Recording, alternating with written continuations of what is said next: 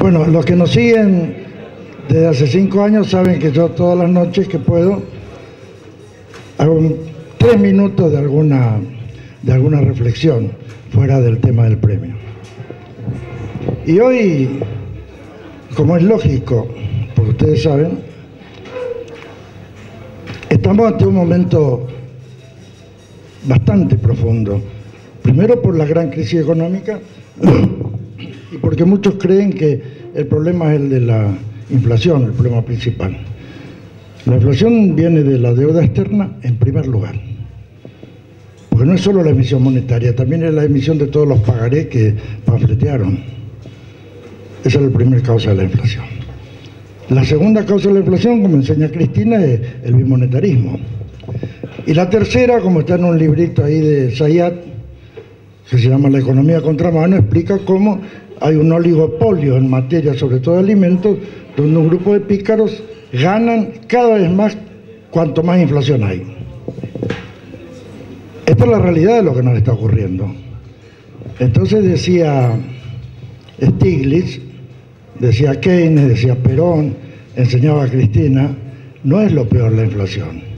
Desgraciadamente lo peor es la desigualdad.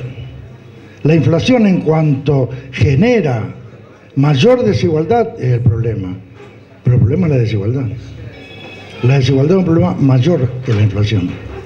Y tiene estos 3 componentes que hablamos. Pero más allá de esto hay una realidad.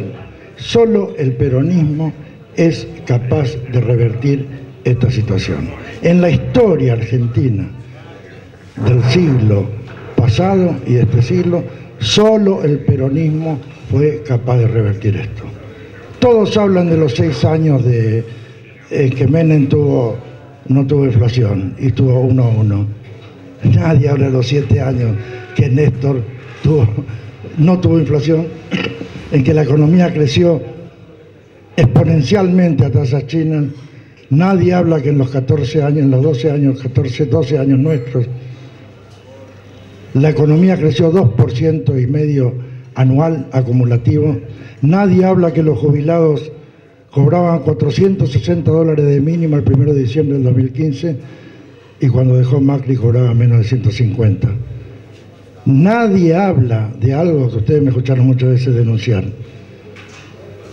El Fondo de Garantía y Sustentabilidad que le dejó Cristina a los jubilados era de 67.000 millones de dólares. Macri hizo que bajara a 34.000. Perdimos 33.000 millones de dólares en 4 años. Esto en un tiempo de timba financiera, no hubo ningún fondo de inversión que perdiera en Argentina, salvo el Fondo de Garantía y Sustentabilidad, que además da la casualidad que es el mayor fondo de inversión de América Latina. 67.000 millones de dólares teníamos. Pero ¿qué es lo grande? Que en estos años, más allá de nuestros problemas, ya recuperamos de 34 a 53.000 millones de dólares.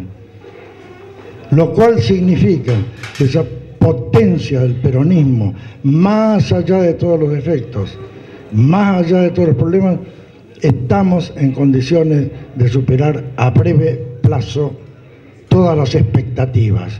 Y también tenemos que tener presente que enfrentamos una pandemia, que enfrentamos una guerra y que pese a todo, y seguramente a errores propios, y seguramente por cosas que no quisimos, no pudimos quizás cumplimentar, pero lo peor, y a esto iba todo lo que les dije, es lo que enseñaba Goebbels, y está también en Maquiavelo, está también en el libro El arte de la guerra. La desesperanza es el problema. Cuando nosotros no tenemos esperanza, cuando cunde el desánimo. En mi zona, en Formosa, en Chaco, en Corrientes, se habla de un término que se llama el plagueo. El plagueo del rezongo. Es la queja al pedo. Es el que se queja siempre y porque sí. Y nosotros a eso le tenemos que poner 2 cosas. La fe y la esperanza.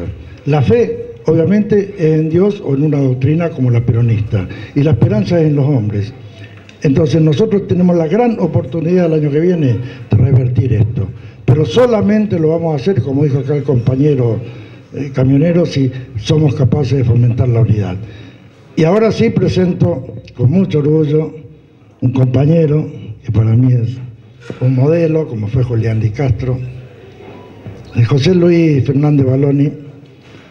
Cierto lo que dice Juan Carlos, la primera vez que premiamos a un militar, pero es un militar sanmartiniano, es un militar como Perón.